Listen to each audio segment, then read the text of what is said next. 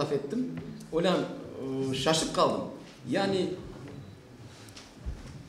sanki bütün ömür tek Azerbaycan'la uğraşkan. Tili süper Azerbaycanca. Karısı Azerbaycanlı bir karı. Hanımı. Ve Balaban böyle iki oda, bundan da Balaban iki odada kirane yaşay. İçinde o kadar materyaller, şeyler. Son saat sayın bir telefon çalarlar. Bütün Germanya konsultant olan, yani Azerbaycan'la bir problema çıksa adam Azerbaycan şınas. Şimdi diyeyim, eğer de bu oğlan desteklenmeseydi, Azerbaycan'a varıp 2 yıl yaşamasaydı, gerekli malzemelerini almasaydı, öğrenmeseydi, bu nemseler Azerbaycan dalında aksayacak edilir, topallayacak edilir. Çünkü böyle olgan son onlar bilir. Ne gerek bu adam tübü temelinden her şeyini anlatar. Böyle mi anladım fikrinizi? Evet, evet.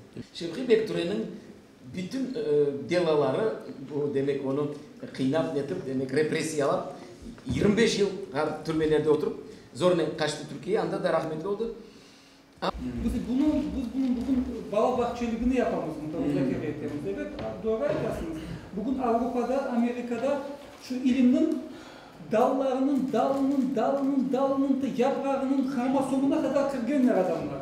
Biz de şöyle dar gibi şeyleri bilmiyoruz. Biz de İsmail Gazprov'un hayatını hala yeni publistika zaviyesinden konuşuyorlar, inceledi. Aslında ne yapmak istedim? Şu merkezde, bu laboratuvarda biz bir iki adam onların aylığını ıslatsak, onların işi proyekt yazmak olacak. Grant yazmak. Ondan sonra yazılacak bu proyekt, bu usulüne göre ve o çeşit fondlara, iş adamlarına, vektörler var Türkiye'de, evet, Eskişehir'de yaşayanlar, Münbagan edinlerine. Onlara bir müracaat edip çünkü Türkiye'de aslında bunun yolları var. Ama bilirsiniz, şimdi böyle rap edip almak kıyın olan. Ama bu bunun şu mekanizmasını onu isteği kurmaya yapıyor.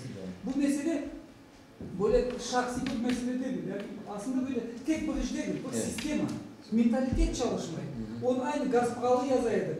Kendim bu tane çok büyük tütüncüye eski zamanında işte matbaası yandı, şu matbaa yapalım.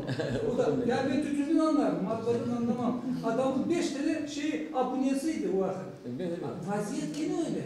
Şimdi adamlar gidiyor, şurada takibe evet adam da olsun, takibe gitsin. Ama olmayacak şeyleri ya ayaksın, geçen şeyler nasıl bizde bu mentalitet yok. Bu zamanla olacak. Böyle şimdi olacak, biz de bu adamı tapsak, o fundraising volümünü yapsak, seçeceğimiz projektler, bu yaşlarımızın en azından bir adamın, iki adamın ailelerini göreceğimiz, kardeşim senin işin bir projekt yazmak.